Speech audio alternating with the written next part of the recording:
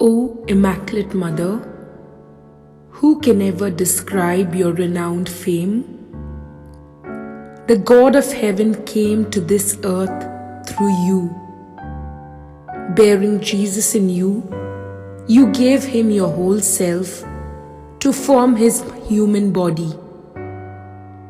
Virgin Mother of God, we praise you and pay our homage to you. You, who reside in heaven with your divine Son, are our sweetness. You, who radiate the light of the eternal light, are our guide.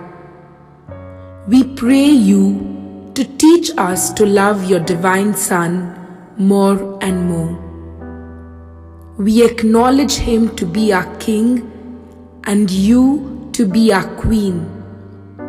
He is our mediator between the Heavenly Father and the human race. You are the mediatrix between our Lord and us, the poor sinners. Jesus is the way and you are its entrance. O fair flower of the race of David, through you our Creator became our Redeemer. The God of all present was carried in your blessed womb. The God who feeds all was fed by you, most noble Mother. All generations call you blessed.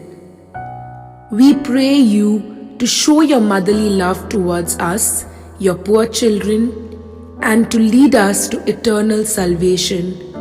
Amen.